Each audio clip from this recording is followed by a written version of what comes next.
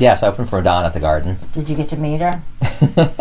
So I've blown my chance to meet Madonna like 5 times now. So it's never worked out. I have talked to her on the phone, and I have seen, like texts from her and stuff. So after the Garden show, her manager sent me a thing, and it just said, "M loved you." So were you the only opening act? Mm-hmm. And she was super late. So like I heard that. Going, I heard and that. going, like they told me, they're like, yeah, she might be a minute or two late, so just kind of be flexible. Yeah, whatever you need. I think there was static about that. I think Boston was PO'd from what I heard. Every market was PO'd. So it's... What was wrong with her? What was she doing, like sit-ups or... She was, actually. So there was in the back of the Garden was a gym built for her, and she was just doing her workout routine and wasn't done yet.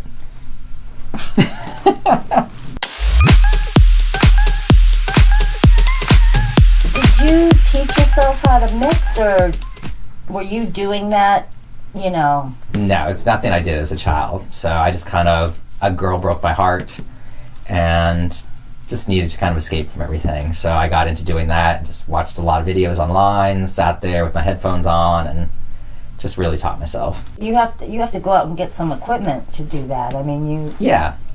There's like a little startup. Nowadays it's much easier. You can literally do everything on a laptop. Oh, so you don't have to get the 2 turntables and go woof, woof, woof, woof, woof. That's like the farthest thing from what any of us do. Okay. That's the universal sign for they don't know what they're talking about. I do not know what I'm talking about. What's it officially called? Dance music nowadays? Or yeah, dance music. Dance music. A lot of people say EDM. It's just electronic dance music, but it also has a very negative connotation if you're in the scene, because it's kind of like this bro kind of festival dance music. It sounds like a drug, EDM. It's not? No, that's MDMA.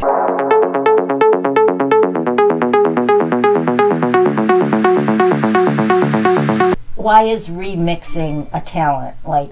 Where's the talent?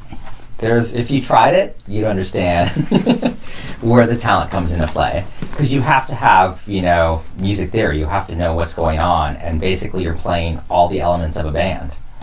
So instead of having, 4 or 5 people, you're the one that's tuning the vocals. You're playing the bass lines. You're playing the keyboard parts. You're playing the guitars. And if you're really good, someone like Skrillex, so he did a remix with the Doors. And the Doors were super impressed because he got it. He came from that rock background and just knew, don't just draw in the MIDI notes. There needs to be this human element to it. So he would change velocities on things to just give it this human feel, so it didn't feel like a computer. And yeah, there's definitely... I know it sounds weird because a lot of it is done on a computer. Yeah. But you are composing. That computer is your instrument, and there's a lot of time and effort going into sound design, and the things you're hearing are not just natural sounds that you could record outside in the world. So that's a talent all on its own.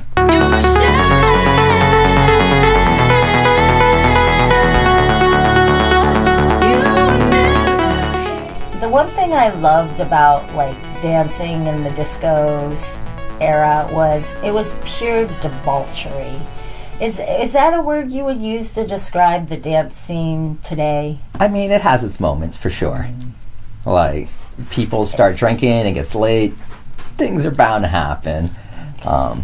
But having things like Tinder and those kind of things, you don't really need to go out to a club like you did back in the day to meet people. You could just sit on your couch and swipe right or left all night.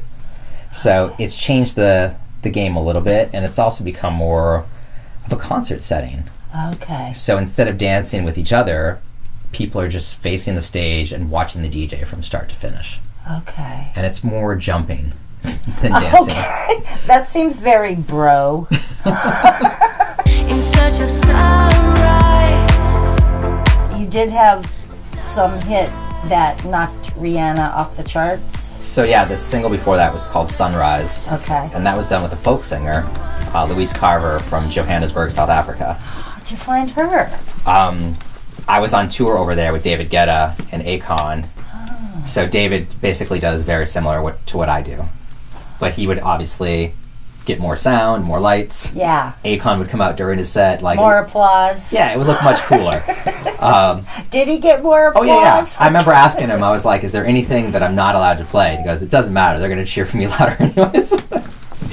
he meant it in the nicest way, Of and I course. totally get it. And Yes. I was like, cool, facts man. are facts. They are, but he was the headliner. I was just there to kind of help out.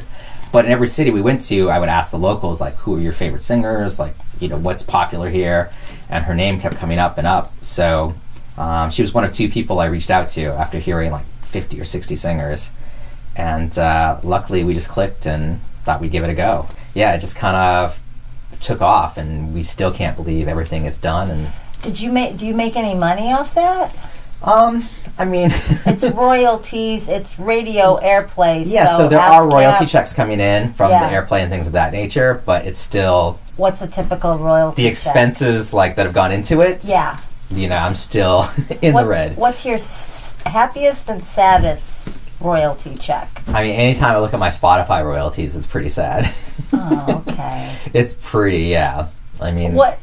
Give me a vague idea. I don't it's even. like 0.0000001% of a penny per play. I don't do music streaming services because I feel like that they don't support the artist. Am I wrong or right? It's a little of both. I mean, granted, the royalties, we don't get paid much from it, but it's still great advertising. Okay. So if you're put on, you know, their top hits playlist or their discover new music, there's like 20 million people on there that may have never heard you before.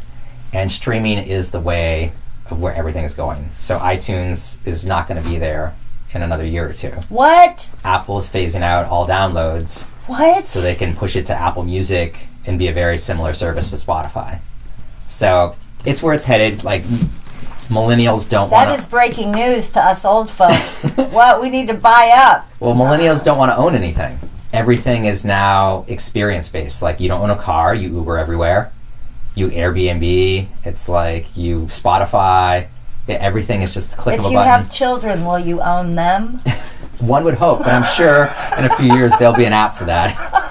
Is a crime. No, you That's have to like afterwards. roll with the punches and like Yeah. see where technology is going. If you try to fight it, you're going to get lost in the dust. So performing is still where the money's at, though, I'm assuming. Yeah, so that's the whole thing. If you can get your song out there and get a bunch of gigs off of it, that's where you'll kind of make everything back. Like selling music, you're not making money in that anymore.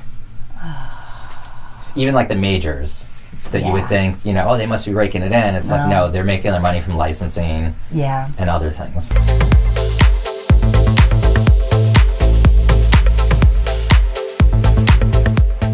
Right, so where does Joe Bermudez go from here? I mean, I hopefully keep going up, but even if I don't, I love this so much that I'm not going to stop. It's just too much fun, and I can't see myself doing anything else. Hey, Joe.